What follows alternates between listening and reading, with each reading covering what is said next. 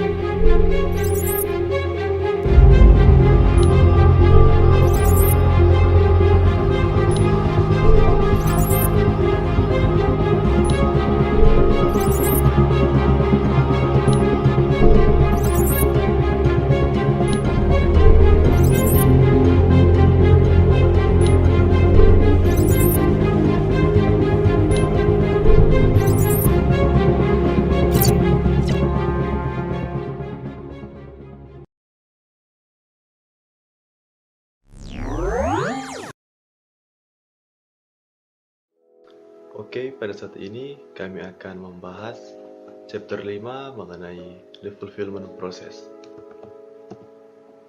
Nah, ini merupakan step-step sederhana dari fulfillment process. Bisa dilihat yang di bagian pertama ini, sales menerima orderan dari customer. Lalu yang kedua, sales menerima pesanan customer. Dan ketiga, masuk di warehouse. Warehouse menyiapkan barang untuk dikirim. Lalu warehouse mengirimkan barang.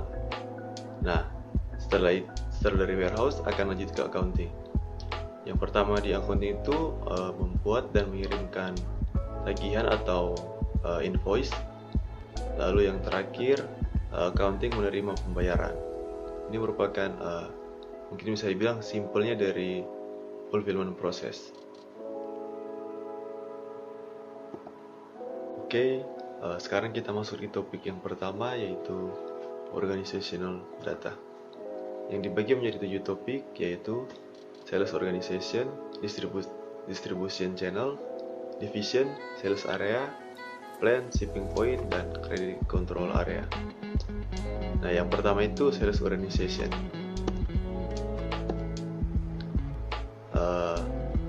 Jadi di setiap perusahaan atau kita sebut dengan company code dibagi menjadi beberapa sales organization, yang dimana setiap sales organization bertanggung jawab untuk penjualan dan distribusi barang atau jasa, baik itu pada market regional maupun market nasional. Maksudnya market regional itu market yang internasional. Oke, sekarang kita lihat 3 fungsi apa saja dari sales organization. Nah, yang pertama itu bertanggung jawab untuk menegosiasikan syarat dan ketentuan penjualan untuk suatu market. Lalu yang kedua, bertanggung jawab kepada customer sehubungan dengan kewajiban dan hak recourse dalam suatu perselisihan. Nah, recourse itu yang dimaksud seperti penolong atau jalan lain.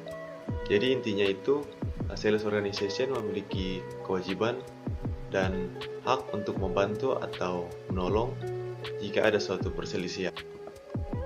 Lalu yang ketiga itu agregasi tinggi dalam pelaporan mengenai penjualan.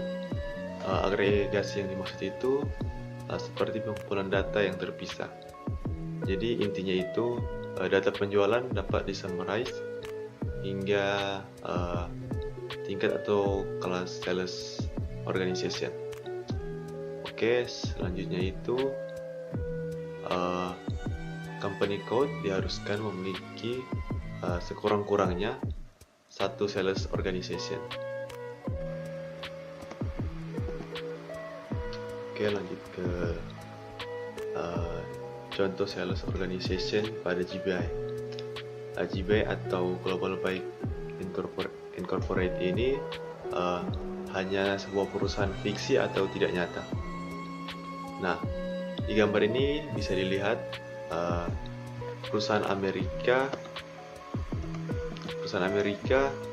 memiliki 2 sales organization, yaitu timur dan juga barat, wilayah timur dan juga wilayah barat. Lalu di perusahaan Jerman,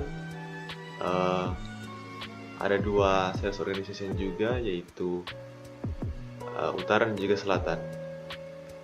Nah, di sini juga bisa kita lihat kalau di sebuah company code, contoh ini yang Amerika bisa memiliki beberapa sales organization seperti timur dan juga barat. Tetapi sales organization hanya dapat memiliki satu company code. Contoh ini yang timur hanya bisa ke Amerika, tidak bisa untuk ke perusahaan Jerman.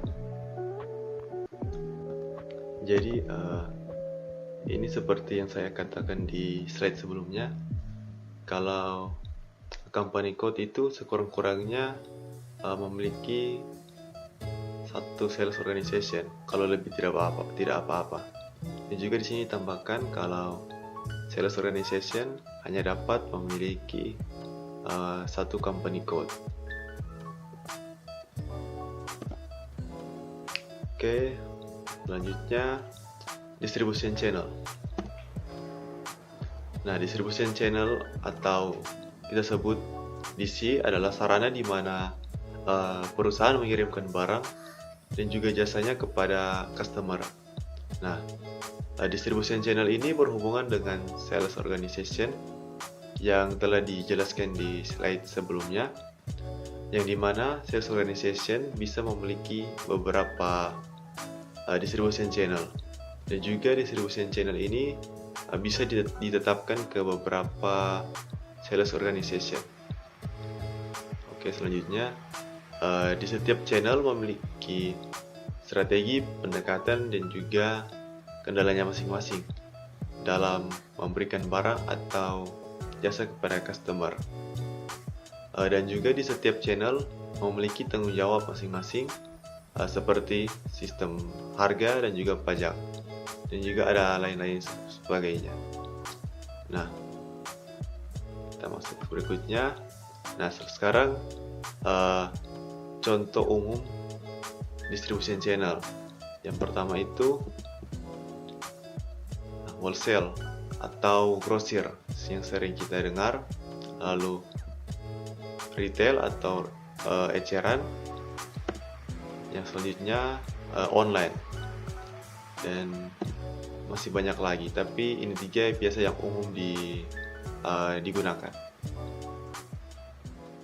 Selanjutnya, nah, dengan melanjutkan gambar yang sebelumnya di sales organization, di gambar ini bisa dilihat bahwa sudah ditambahkan distribution channel. Nah, yang dimana seperti yang saya katakan sebelumnya, sales organization ini bisa memiliki beberapa distribution channel. Contoh yang di company Amerika yang wilayah barat, di sini ada dua distribution channel. Yang pertama wholesale dan juga internet sales. Nah, lalu yang contoh kedua itu di perusahaan Jerman yang bagian utara.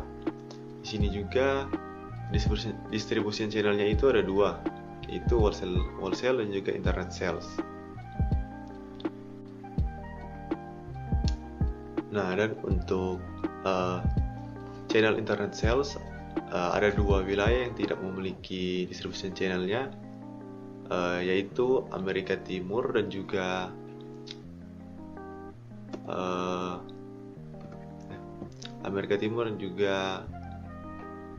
Jerman Selatan.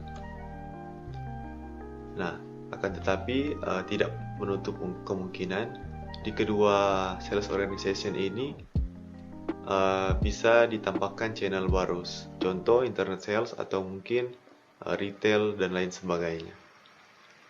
Oke, untuk pembahasan selanjutnya akan dilanjutkan oleh teman saya. Thank you.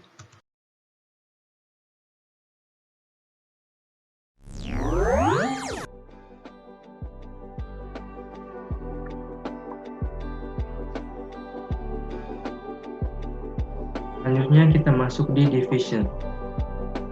Jadi divisi ini adalah sebuah bagian-bagian di dalam perusahaan yang menangani satu bidang tertentu dan memiliki fungsi dan kewenangannya masing-masing. Divisi juga sering diartikan sebagai unit bisnis. Divisi itu dipimpin oleh kepala divisi bagian atau manajer, yang tugasnya itu untuk menjalankan dan melakukan pengawasan terhadap divisi yang dipimpinnya tersebut. Nah, lalu sebagian besar perusahaan itu menyatukan bahan dan jasa dengan menurut karakteristik bahan atau jasa tersebut ke dalam satu unit atau divisi, yang dimana biasanya setiap divisi itu dikaitkan dengan produk perusahaan tersebut. Setiap divisi bisa dapat menggunakan strategi penjualannya sendiri-sendiri, seperti kesepakatan harga dengan pelanggan.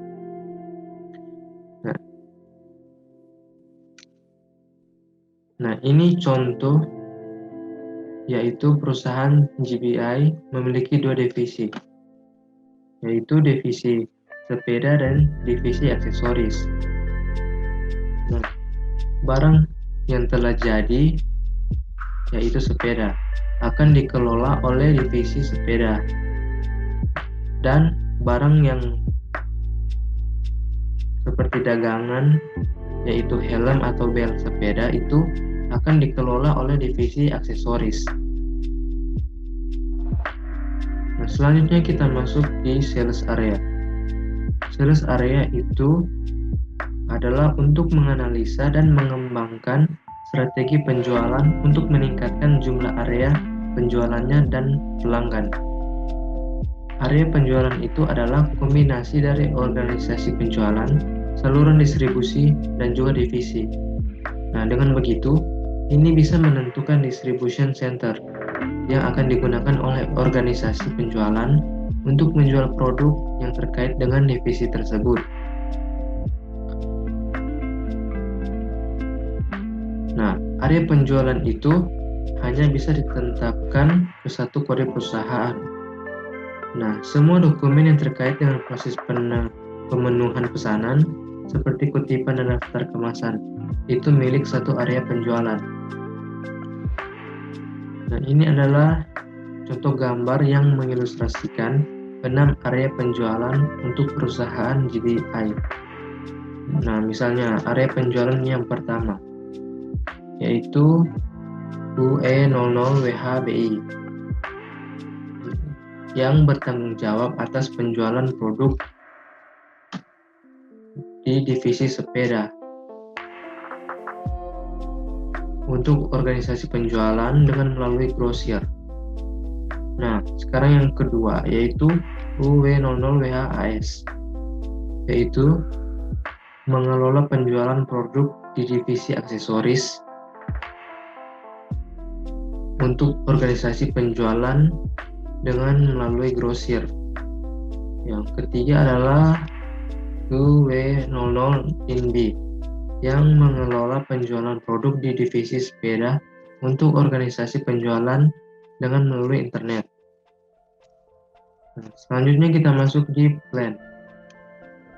Nah, dalam proses pemenuhan terdapat plan yang dikhususkan untuk pengantaran barang atau jasa yang ditawarkan perusahaan kepada klien.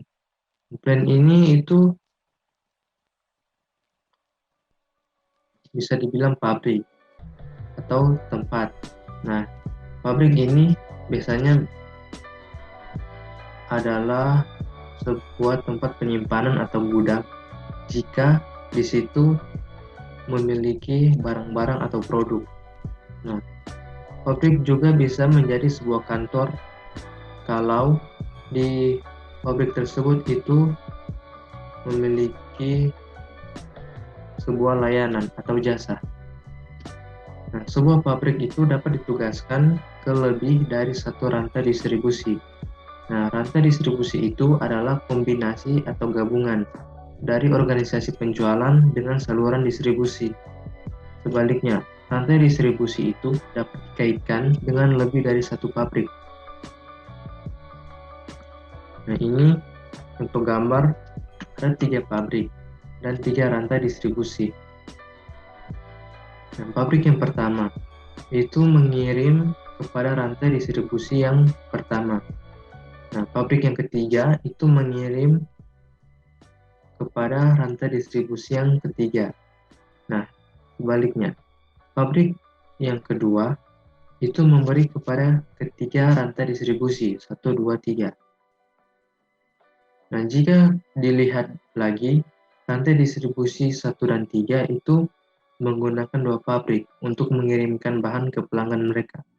Jadi rantai distribusi yang pertama itu mengambil dari pabrik 1 dan pabrik 2. Nah, rantai distribusi ketiga itu mengambil dari pabrik kedua dan pabrik ketiga. Nah, sedangkan untuk rantai distribusi kedua itu hanya menggunakan satu pabrik saja, yaitu pabrik kedua. Nah, ini seperti dibilang tadi bahwa pabrik itu dapat ditugaskan lebih dari satu rantai distribusi, dan juga rantai distribusi dapat terikat dengan lebih dari satu pabrik. Dan sekian dari saya, selanjutnya akan dilanjutkan oleh teman saya. Sebaliknya, rantai distribusi itu dapat dikaitkan dengan lebih dari satu pabrik. Nah, ini untuk gambar ada 3 pabrik dan 3 rantai distribusi. Nah, pabrik yang pertama itu mengirim kepada rantai distribusi yang pertama. Nah, pabrik yang ketiga itu mengirim kepada rantai distribusi yang ketiga. Nah, sebaliknya, pabrik yang kedua itu memberi kepada ketiga rantai distribusi, 1, 2, 3. Nah, jika dilihat lagi, rantai distribusi 1 dan 3 itu menggunakan 2 pabrik untuk mengirimkan bahan ke pelanggan mereka. Jadi rantai distribusi yang pertama itu mengambil dari pabrik 1 dan pabrik 2.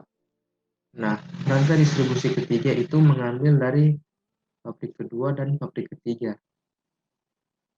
Nah, sedangkan untuk rantai distribusi kedua itu hanya menggunakan satu pabrik saja, yaitu pabrik kedua.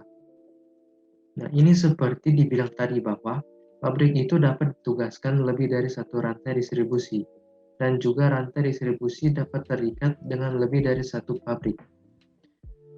Dan sekian dari saya, selanjutnya akan dilanjutkan oleh teman saya.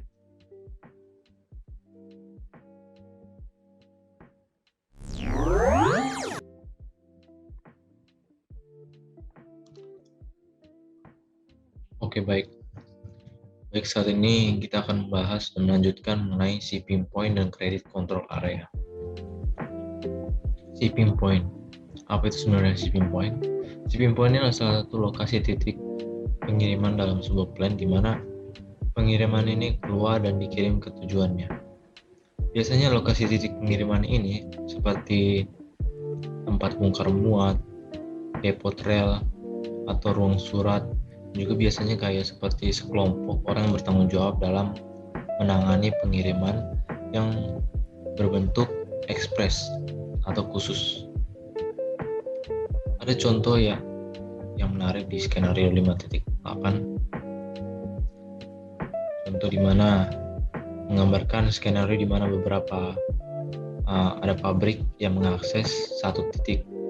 Kalau kita bisa perhatikan bahwa satu-satunya plan yang memiliki shipping point adalah fasilitas storage facility. Nah, yang terletak di front office. Maka semua bahan dari pabrik, dari storage facility, dari factory, ya otomatis perlu dipindahkan ke shipping point, ke dalam satu titik ini. Dipindahkan kemudian dikirim ke tujuan mereka. Lalu ada di contoh skenario 5.9 yang dimana ini mengilustrasikan skenario di mana ada beberapa pabrik berbagi. Ada tiga penyimpanan fasilitas. Nah, di sini salah satu titik pengiriman yang menangani normal shipping point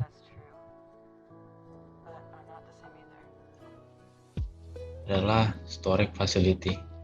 Normal di situ dia di bagian satu ini cuma ada satu pengiriman. Sedangkan di nomor 2 ini, di fasilitas penyimpanan ini tidak memiliki sebuah pengiriman seperti itu. Jadi dia menggunakan titik pengiriman yang terletak di pabrik lain mungkin. Jadi di bagian berikutnya, bagian ketiga ini, storage facility yang ketiga ini terdapat dua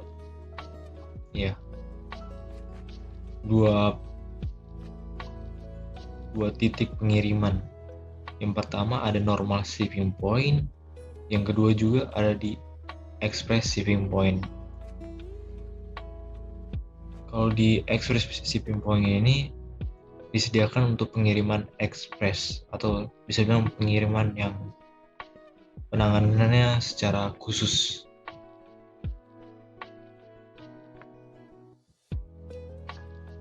Nah, di sini terdapat 3 titik pengiriman.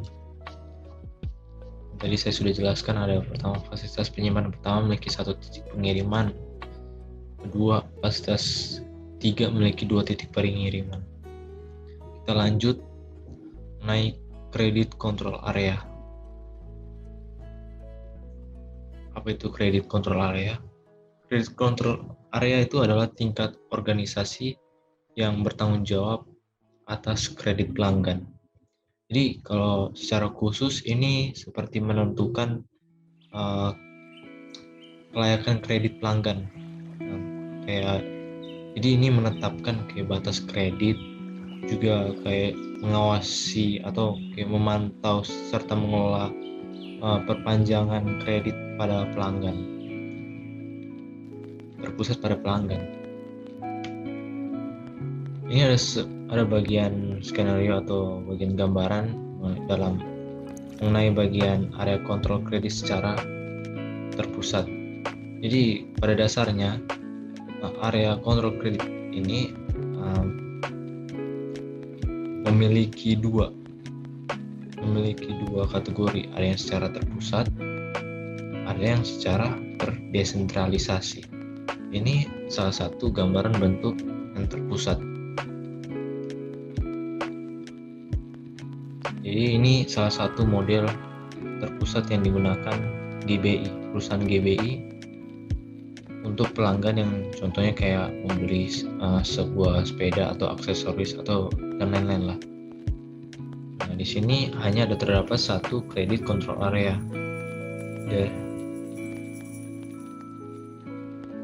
Credit control area, dan juga terdapat 2 perusahaan, yaitu GBI US dan GBI DE. Dalam konteks seperti ini, GBI ini mengelola batas kredit di tingkat perusahaan, yang berarti memberikan semua kode perusahaan ke satu area kontrol kredit. Berarti hanya 1. Kita masuk mengenai area kontrol kredit secara terdesentralisasi. Kalau secara terdesentralisasi ini salah satu model yang terpusat yang digunakan GBI untuk pelanggan. Yang contohnya seperti pada gambar ini. Ini berbeda dengan yang terpusat. Di sini perusahaan yang menggunakan model terdesentralisasi ini mempertahankan beberapa dari area kontrol kredit, yang masing-masing mengelola kredit untuk 1 atau bisa bilang lebih dari 1. Jadi perusahaan di dalam perusahaan. Kalau kita bisa lihat di sini terdapat 2 credit control area. Masing-masing credit control area ini memiliki tanggung jawab memusatkan pada 1 di Amerika Utara, yang terdapat 3 perusahaan, yaitu US, Kanada, dan Meksiko. Sedangkan credit control yang kedua bertanggung jawab pada Eropa, pada perusahaan GBI Great Britain dan yang kedua GBI Jerman.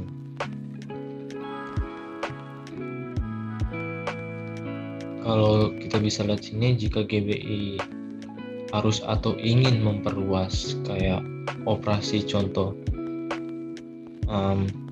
operasi ke kawasan Asia Pasifik, kemungkinan kita akan menciptakan yang ketiga kredit control area. Jadi area kontrol kredit ini untuk mengawasi kredit untuk pelanggan dari perusahaan. Selanjutnya akan dibawakan oleh teman saya.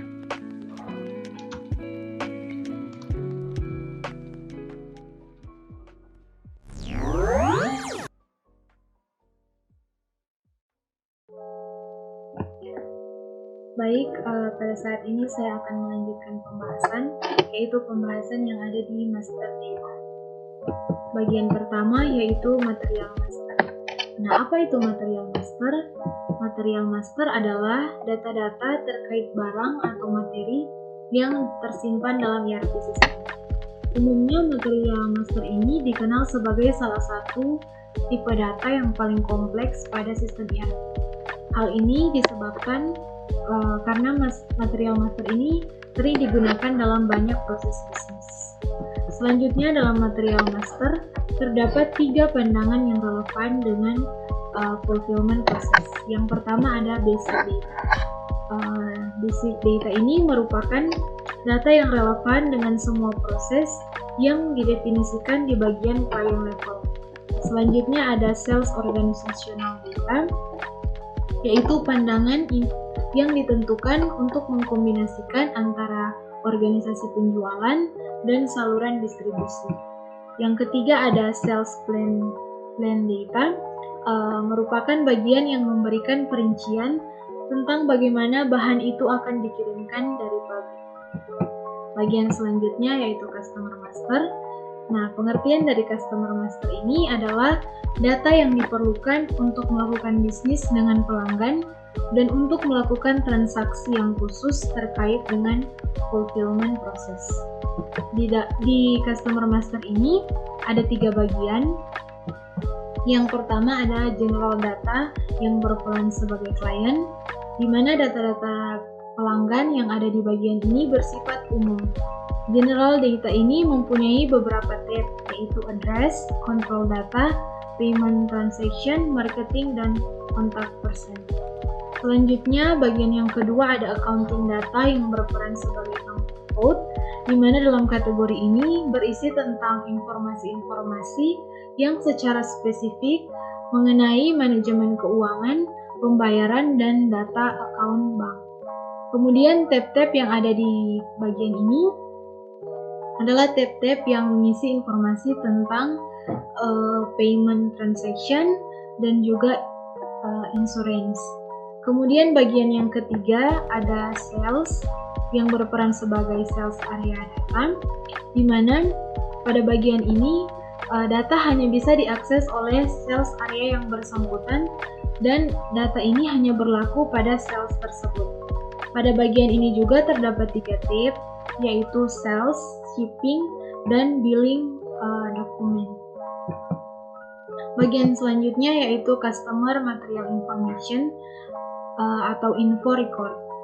Nah, pengertiannya yaitu data yang spesifik untuk satu pelanggan dan satu material.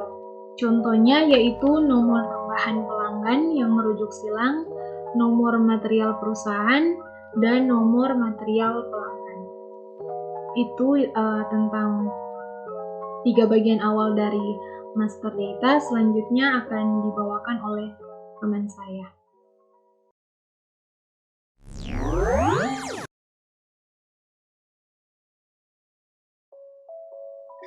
Baik, jadi sekarang saya akan lanjutkan presentasi dari teman saya.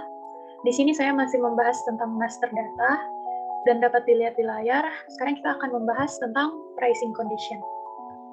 Jadi, pricing condition merupakan master data yang digunakan perusahaan untuk menentukan harga jual produknya. Perusahaan menciptakan condition ini untuk berbagai komponen harga jual akhir seperti di sini bisa kita lihat harga kotor, diskon, ongkos angkut, biaya tambahan, serta pajak. Pricing condition ini dapat berupa jumlah tetap, persentase, maupun skala Gester. Condition ini juga dapat bersifat independen atau relatif terhadap condition lain. Misalnya, harga suatu produk dapat bersifat material spesifik dan tidak bergantung pada pelanggan. Yang dimaksud di sini, maksudnya adalah penjual membebankan harga yang sama kepada semua pelanggannya. Sebaliknya, harga juga bisa menjadi customer spesifik. Yang dimaksud di sini ialah perusahaan membebankan harga yang berbeda kepada pelanggan yang berbeda. Itu bisa saja terjadi karena perusahaan memiliki kesepakatan dengan pelanggan. Sama halnya dengan diskon, diskon juga dapat diberi secara merata kepada seluruh pelanggan, tapi juga bisa berdasarkan pada jumlah atau nilai pembelian. Contohnya, toko elektronik rumah tangga misalnya. Toko ini menawarkan diskon 10% untuk pembelian antara 3-5 item, dan diskon 20% untuk pembelian lebih dari 5 item. Lalu untuk pengangkutannya biasanya didasarkan pada berat kiriman. Jadi kalau misalnya berat kiriman telah melebihi jumlah yang telah ditentukan, maka hal ini akan diabaikan. Jadi harga akhir dari pelanggan ini adalah function atau condition pada banyaknya variabel. Karena banyaknya condition yang ditentukan untuk suatu produk, perusahaan harus memiliki prosedur untuk menentukan condition mana yang berlaku untuk pesanan pelanggan tertentu. Prosedur ini biasa diketahui dengan nama technical condition, di mana hal ini terdiri dari mengidentifikasi jenis kondisi yang tersedia, seperti harga kotor, harga khusus pelanggan, diskon, biaya tambahan, dan lain-lain. Hal ini juga menentukan mana yang berlaku untuk keadaan tertentu dari pesanan. Berikutnya, kita akan membahas tentang output condition. Berbagai output yang dihasilkan selama fulfillment proses, seperti kode dan deskripsi barang atau jasa yang ditawarkan, kesepakatan transaksi, serta tagihan harus dikomunikasikan kepada pelanggan. Data-data yang kita perlukan untuk melakukan tugas ini termasuk ke dalam output condition.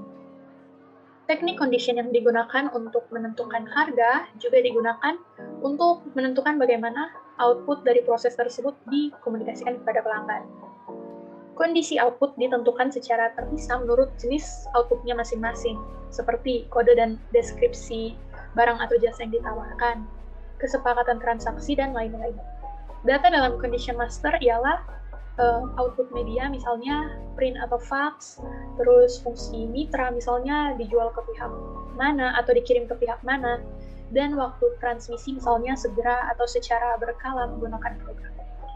Lalu kita beralih ke materi berikut, yaitu tentang Credit Management Master Record. Credit Management Master Record adalah perpanjangan dari catatan induk pelanggan yang mencakup data yang relevan dengan pengelolaan kredit untuk pelanggan tersebut. Data yang terdapat dalam catatan ini dikelompokkan menjadi 3 segmen. Dapat kita lihat di sini ada general data, credit control area data, dan gambaran umum. Yang pertama, segmen general data. Segmen ini mencakup data yang berlaku di tingkat klien, yaitu di beberapa area kontrol kredit. Contoh dari general data ini adalah alamat, data komunikasi, dan total kredit yang diberikan kepada pelanggan di seluruh perusahaan. Lalu segmen yang berikut ialah segmen kredit kontrol area data yang mencakup data yang berlaku untuk area kontrol kredit tunggal. Contohnya adalah kredit yang diberikan kepada pelanggan untuk perusahaan di area pengendalian kredit dan kategori risiko tertentu. Kategori risiko ini adalah klasifikasi yang digunakan untuk menentukan seberapa berisiko pemberian kredit kepada nasabah. Jadi kita bisa tahu nasabah ini nantinya kalau dikasih kredit dapat membayar atau tidak. Jadi perusahaan ini menggunakan klasifikasi ini untuk menilai kemungkinan bahwa pelanggan dapat membayar tagihannya atau tidak. Dan yang terakhir di sini dapat kita lihat adalah segmen gambaran umum, di mana segmen ini mencakup data kunci dari segmen lain dari catatan master kredit. Jadi contohnya di sini perusahaan menggunakan segmen ikhtisar untuk mengakses data untuk membuat keputusan terkait pemberian kredit kepada pelanggan. presentasi selanjutnya akan dilanjutkan oleh teman saya.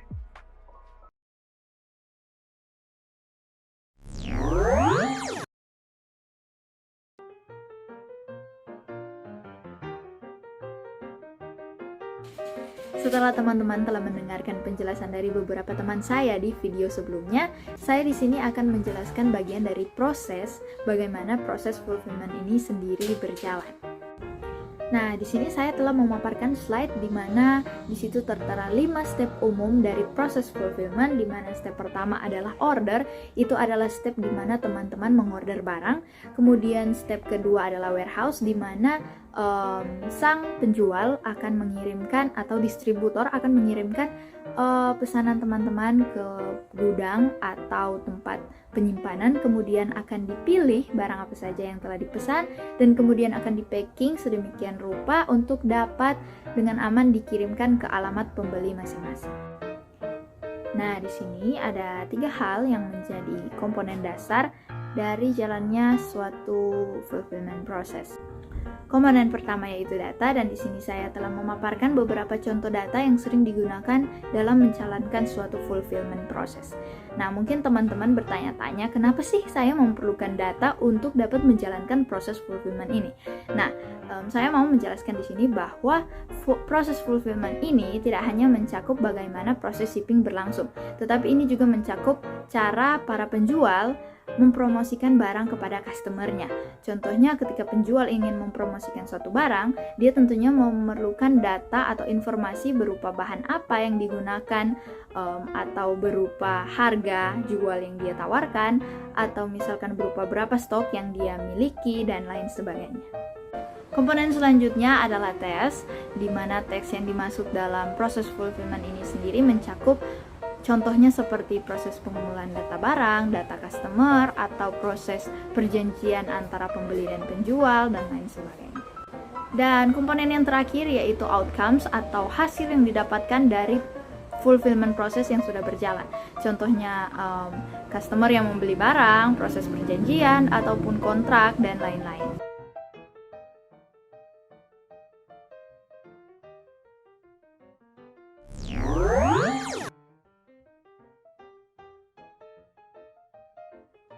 Baik, yang selanjutnya adalah sales order processing. Nah, salah satu tujuan dari penjualan adalah untuk mendorong para customer melakukan pemesanan melalui purchase order atau sering disingkat dengan PO yang dikirimkan oleh customer kepada perusahaan.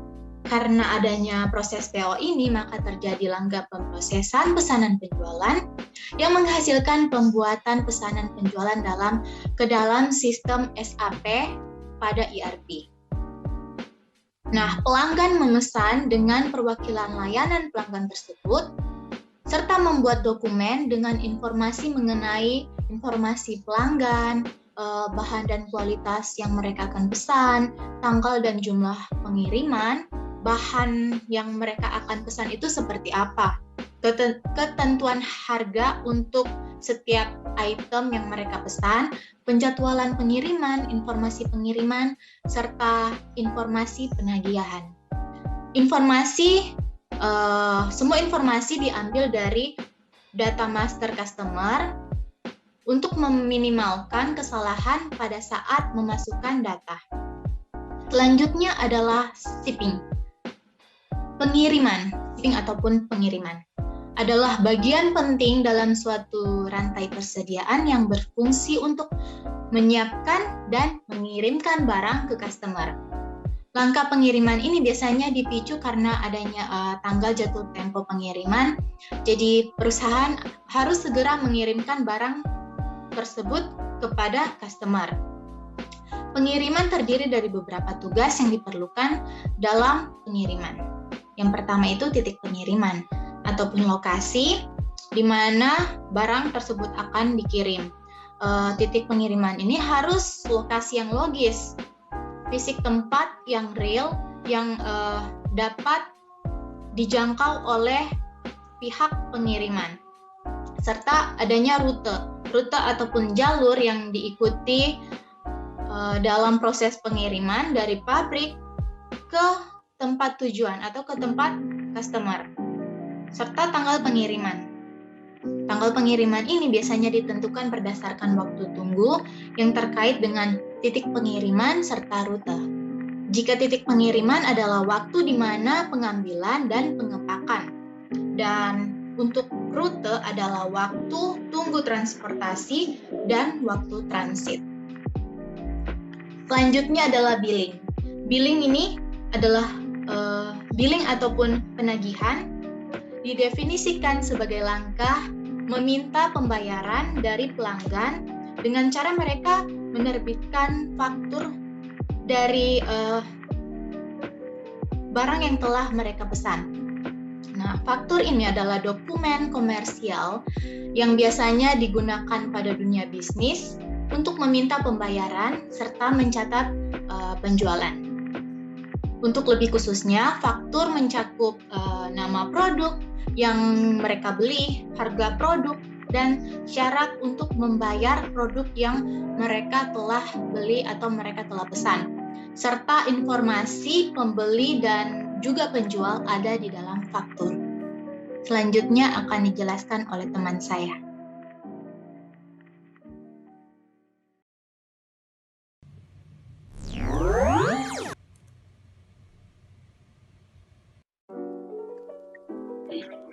Ya, pada saat ini saya akan menjelaskan tentang proses billing for a sales order atau proses penagihan untuk pesanan penjualan. Yang pertama adalah pembayaran. Pembayaran ini merupakan langkah terakhir dari proses fulfillment ini, atau ini merupakan penerimaan pembayaran dari pelanggan. Pembayaran ini diterapkan ke item yang terbuka atau item yang sesuai, yaitu item yang belum dibayar di akun pelanggan. Kita akan melihat pada gambar selanjutnya, yaitu ini merupakan unsur-unsur langkah pembayaran yang digambarkan dalam gambar ini. Yang pertama adalah triggers atau pemicu, adalah incoming payments-nya. Yang kedua, setelah ada pemicu, kita akan mengambil data. Data itu dari data organisasi, dari master data, data transaksi, dan juga user input. Selanjutnya adalah task atau tugas, yaitu record payments atau rekaman pembayaran. Yang kedua adalah apply payments to open items. Selanjutnya adalah outcomes atau hasil akhirnya adalah GL accounts entries, customer credit atau kenaikan, dan juga FI documents. Ya, selanjutnya kita masuk pada data. Ketika sebuah perusahaan telah menerima pembayaran dari pelanggan, maka perusahaan akan mengambil akun pelanggan untuk mengidentifikasi item-item yang terbuka. Ini kemudian menerapkan pembayaran untuk barang-barang ini. Oleh karena itu, langkah pembayaran tentunya melibatkan data master pelanggan serta data dari organisasi. Dapat kita lihat pada gambar yang ada di sini, mulai dari customer master. Customer master itu adalah dari customer akun pelanggan, lalu organizational data atau data organisasi dari klien ataupun company code atau kode dari perusahaan, dan selanjutnya ada user input atau tanggal, dan juga payment amount atau rincian pembayaran atau jumlah pembayaran. Semua akan masuk ke dalam payment dokumen atau dokumen pembayaran. Selanjutnya adalah tugas. Ya, tugas ini dalam langkah pembayaran merupakan langkah mengidentifikasi item yang terbuka dan menerapkan pembayaran ke item tersebut. Dari gambar awal ini merupakan gambar di mana pelanggan membayar sesuai dengan ketentuan yang telah disepakati. Setelah pelanggan membayar, maka selanjutnya pelanggan dapat membayar beberapa faktur atau tagihan, atau juga bisa atau juga satu faktur dapat digunakan untuk dapat digunakan untuk beberapa kali pembayaran. Ya, selanjutnya adalah hasil. Jadi ketika pembayaran pelanggan telah dicatat, maka akun buku besar yang relevan otomatis telah diperbarui dan dokumen FI yang sesuai telah dibuat. Ya, selanjutnya ini adalah contoh dari RMB atau Rocky Mountain Bikes yang telah mengirimkan pembayaran untuk faktur pertama sejumlah 86.700 US dollar. Gambar ini menunjukkan dampak buku besar dari pembayaran ini. Rekening bank didebit dan rekening RMB dikreditkan dengan jumlah pembayaran. Transaksi ini akhirnya menghapus item terbuka di akun pelanggan yang dibuat selama langkah penagihan. Karena akun pelanggan adalah akun sole ledger, akun rekonsiliasi yang sesuai, piutang juga secara otomatis dikreditkan. Akhirnya karena pembayaran mengurangi jumlah piutang dan dari pelanggan, maka batas kredit pelanggan meningkat dengan jumlah yang sesuai. Ya, demikian presentasi saya, akan dilanjutkan oleh teman saya.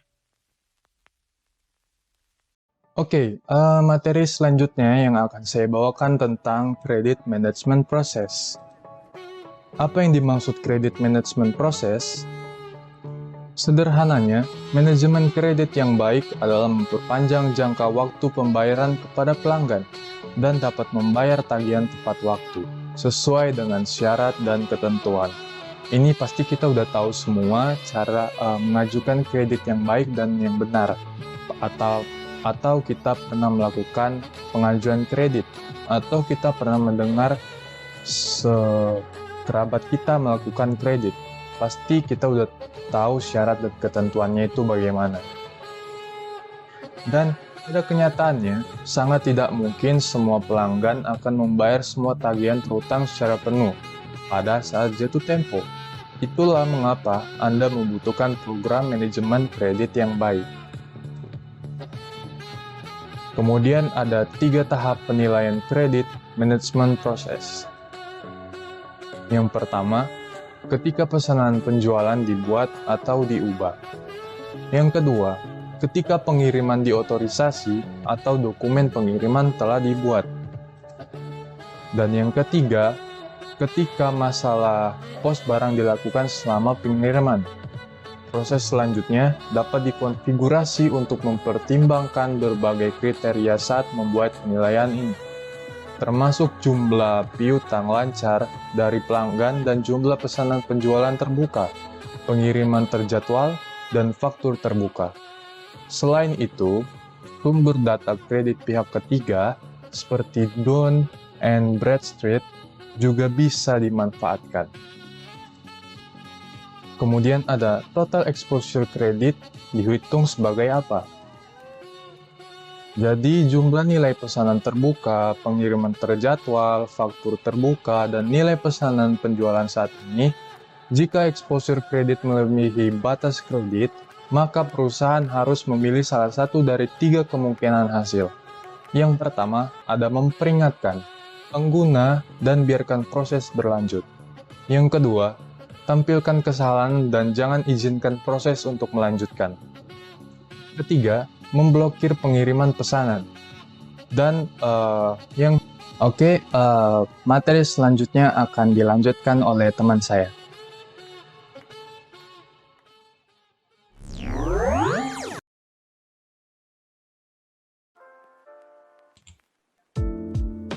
Oke, sekarang kita masuk dalam integration with other process, yang maksudnya ini integrasi antara fulfillment dengan proses yang lainnya. Nah, fulfillment proses ini terintegrasi erat dengan banyak proses lainnya. Dari hasil identifikasi, ada banyak titik integrasi dalam langkah-langkah prosesnya. Seperti gambar ini, ada beberapa proses yang terintegrasi dengan fulfillment process. Di antaranya ada financial accounting, ada management accounting, ada material planning, ada inventory and warehousing management, proses project system, ada procurement, dan ada production. Fulfillment ini memiliki integrasi dengan financial accounting karena fulfillment melibatkan pendapatan dan pembayaran yang di sini ada hubungan yang erat dan jelas antara fulfillment dengan financial accounting. Untuk contohnya, ada beberapa master data yang digunakan dalam fulfillment seperti customer master dan material master yang dikelola bersama oleh bagian sales dan accounting. Selain itu, langkah pengiriman, pengalian dan pembayaran ini berdampak pada buku besar. Untuk fulfillment juga dapat berdampak pada proses analisis profitabilitas dalam manajemen accounting, di mana ini yang memanfaatkan sales revenue data. Selanjutnya, selama pemrosesan pesanan penjualan, ketika perusahaan melakukan pemeriksaan ketersediaan, perusahaan ini menggunakan data dari inventory management, produksi, dan juga pembelian, yang dimana merupakan sumber dari bahan untuk pengiriman.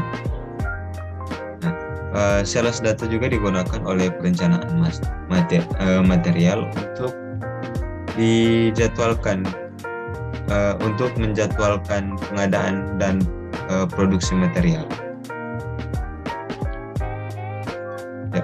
Langkah fulfillment yang lainnya ini yaitu perpindahan barang yang terkait dengan manajemen persediaan. Nah, proses warehousing management seperti pengambilan atau yang lainnya dapat dimulai selama proses pengiriman sementara berlangsung. Fulfillment juga ini terkait dengan sistem proyek. Untuk contohnya, perusahaan menggunakan project untuk menciptakan produk yang kompleks untuk pelanggan, seperti pesawat terbang. Contohnya pesawat terbang, pesanan pelanggan untuk produk pesawat terbang tersebut diproses menggunakan proses fulfillment. Tapi alih-alih pelanggan ini dialihkan ke proses manajemen project. Untuk studi case-nya diambil dari buku yang diberikan. Di bagian proses ini diteliti mengenai hubungan antara proses fulfillment di GBI dan proses pengadaan fulfillment di RMB. Proses ini dijalankan di perusahaan yang di perusahaan yang berbeda dengan menggunakan sistem ERP yang berbeda. Tetapi agar kedua proses dapat beroperasi secara efisien, maka kedua perusahaan ini harus berintegrasi pada tingkat proses dan tingkat teknis yang ada pada berbagai tahap.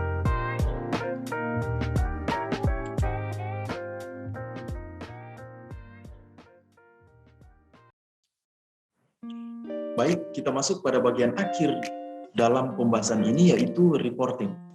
Jadi dalam keseluruhan proses dan sistem yang terjadi dalam kegiatan fulfillment, perlu adanya laporan atau sistem yang mencatat semua kegiatan tersebut. Jadi sistem SAP digunakan untuk menunjang semua proses yang terjadi dalam fulfillment. Itu pada dasarnya berfungsi untuk menyimpan setiap spesifik metadata, bahkan setiap transaksi yang terjadi. Nah, dalam rangka melihat progres yang terjadi dan untuk keperluan evaluasi pada setiap bagian, diperlukan adanya data yang mampu menghasilkan informasi spesifik dari setiap proses tersebut. Nah, pada pembahasan ini terdapat metode online list dan analytics untuk menampilkan data yang kita perlukan. Nah, online list tersebut digunakan untuk memperlihatkan daftar dokumen yang terkait dengan suatu master data. Nah, berdasarkan acuan yang diberikan, ALV grid biasa digunakan untuk memperlihatkan data spesifik yang terdapat pada suatu master data.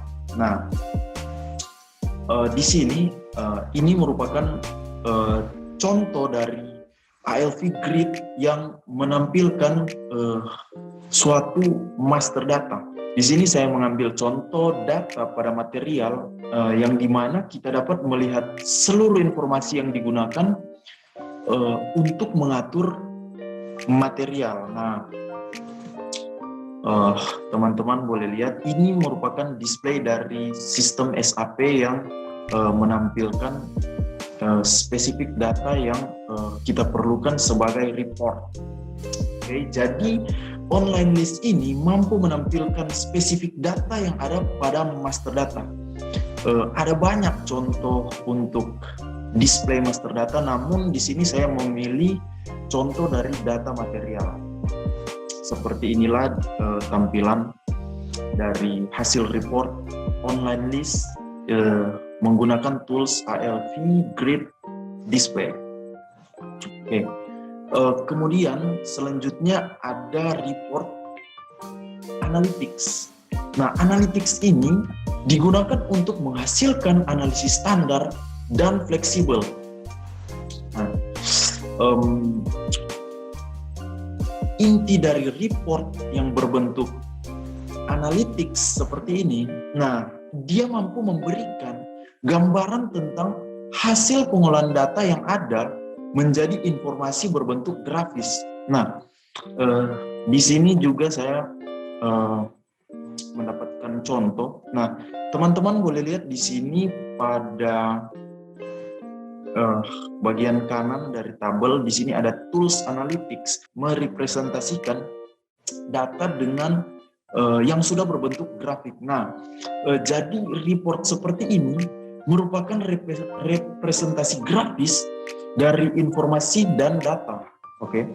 Dengan kata lain, data visualisasi mengubah kumpulan data besar dan kecil menjadi visual sehingga lebih mudah dipahami oleh otak manusia. Jadi represent data dengan bentuk grafik seperti ini lebih mudah dicerna otak manusia, dan dengan kata lain manusia dapat lebih cepat mengerti dengan data yang berbentuk grafik seperti ini. Nah, di sini juga saya mendapatkan contoh lain. Ini adalah summary line total dan summary sales amount. Nah, di sini dengan jelas kita dapat melihat bagaimana summary yang direpresentasikan dalam bentuk grafik.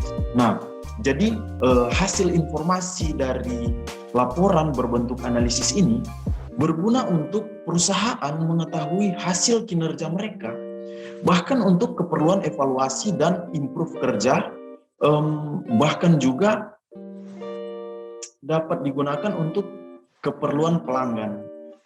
Nah, jadi sekian dari pembahasan reporting dan juga sekaligus mengakhiri presentasi dari kelompok kami. Terima kasih.